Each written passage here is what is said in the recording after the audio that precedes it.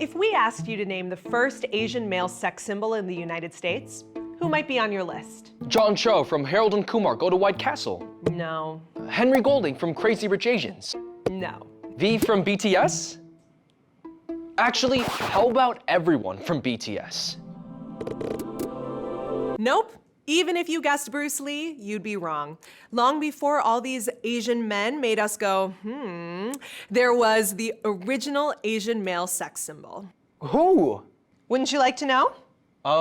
Yes, I would like to know. Well, stick around to find out the answer. Okay.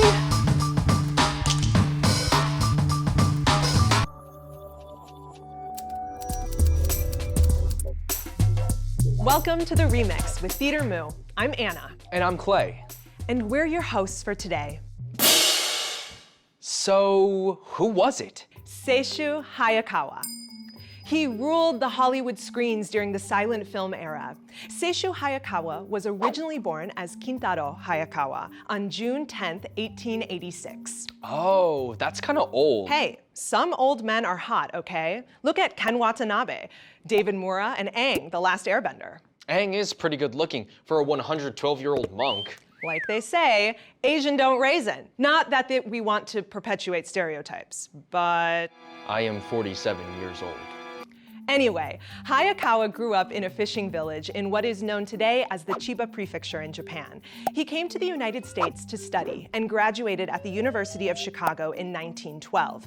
According to his memoir, Zen Showed Me the Way to Peace, Happiness, and Tranquility, he played college football for 2 years, but was kicked off the team after using too many illegal jujitsu moves. Let me get this straight. He was a foreign exchange student in the early 1900s, was a college quarterback, and knew martial arts? I mean, I know we're not all overachievers, but that's pretty impressive. There are several theories about how Hayakawa ended up in film, but one thing that is not in dispute is that his gateway into Hollywood was theater. It's said that Tsuru Aoki, a Japanese theater and film actress working in the US, loved Hayakawa's performance in the play The Typhoon so much, she convinced film producer Thomas H. Ince to see the play. Ince also loved Hayakawa and adapted the play into a silent film. The Typhoon was released in 1914 and is described as a romantic tragedy about a Japanese man and a Parisian actress. So you're telling me that when Chow Yun-fat starred in the 1998 film The Replacement Killers, he wasn't allowed to kiss Mira Sorvino?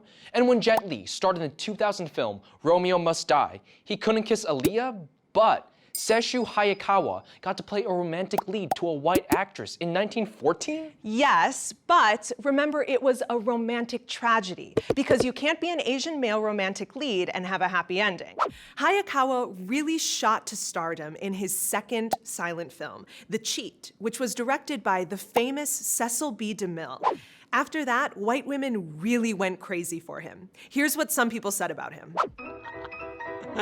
When Sessue was getting out of his limousine in front of a theater of a premiere showing, he grimaced a little because there was a puddle. Then, dozens of female fans surrounding his car fell over one another to spread their fur coats at his feet. In 1916, the Chicago Tribune ranked Hayakawa #1 in their Popular Star contests. In 1917, Hayakawa's newest movie, The Call of the East, was promoted alongside Douglas Fairbanks. Who? He was like the early 1900s version of Tom Cruise. Oh. Or Vin Diesel. Oh. Hayakawa was also just as famous as Charlie Chaplin. You know Charlie Chaplin. He's like Jim Carrey or Dave Chappelle, but 10 times more famous. Nice. Even a German critic designated Sessue Hayakawa one of the 3 most famous and most celebrated actors throughout the world. Then he plays the lover. His smile has the grace and aroma of lotus and cherry blossoms. As the Avenger, his body explodes in exotic wilderness. Whoever sees him knows everything about Japan, everything of the mystical East. That sounds really poetic and a little racist. Well, you know, it was the 20th century, and this was exactly what made Hayakawa into what they called a matinee idol. Basically, a handsome man who starred or co-starred in movies that were often released in the afternoon matinees. My clientele is women. They like me to be strong and violent. White women were enamored with Hayakawa. They loved the idea of the dark and brooding foreigner, the forbidden fruit, the taboo of race and sex, because it was taboo. In 1930, the Motion Picture Production Code explicitly forbade miscegenation, aka sex relations between white and black races. This also applied to Asians. Man, white men must be pretty insecure to make anti-miscegenation laws. It must be the only way they could get. I mean, there was enough insecurity to go around for everyone. In 1875, the US passed the Page Act, which prohibited the entrance of Chinese women into the US. There was a fear they'd be immoral, aka a temptation to white men, aka competition for white women. So Chinese men were good enough to be cheap labor for the US, but they weren't allowed to have wives? Dang. The anti-miscegenation law is why Chinese-American actress Anna May Wong wasn't cast to play the Chinese lead in The Good Earth. The lead Chinese male character was being played by a white man named Paul, so they had to hire a white woman to play opposite him. In typical racist American fashion, MGM hired a German woman to play the Chinese heroine. She probably bombed the part. Actually, she won an Oscar for her performance. Dang. This gross practice of casting non-Asian actors to play Asian characters is called yellowface, and unfortunately continues to this day. Can we go back to the early 1900s? Sure. Sessue Hayakawa wasn't happy with just playing the sexy villain or the foreign menace. Such roles are not true to our Japanese nature. They are false and give people a wrong idea of us.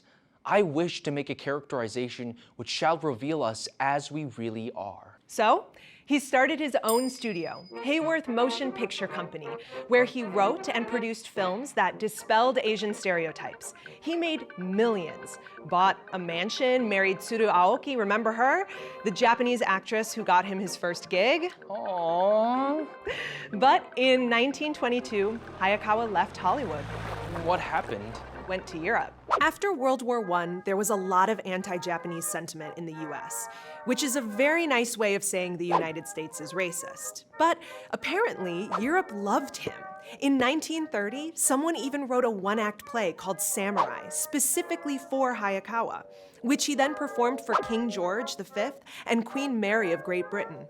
Hayakawa eventually returned to the US and co-starred in some movies. He was even nominated for Best Supporting Actor for his role in the 1957 film The Bridge on the River Kwai. Wow. Sessue Hayakawa did so much. Why haven't I heard of him before? Well, the answer is really complicated, but if I had to sum it up in a word, I'd say racism. Hey, what are you doing?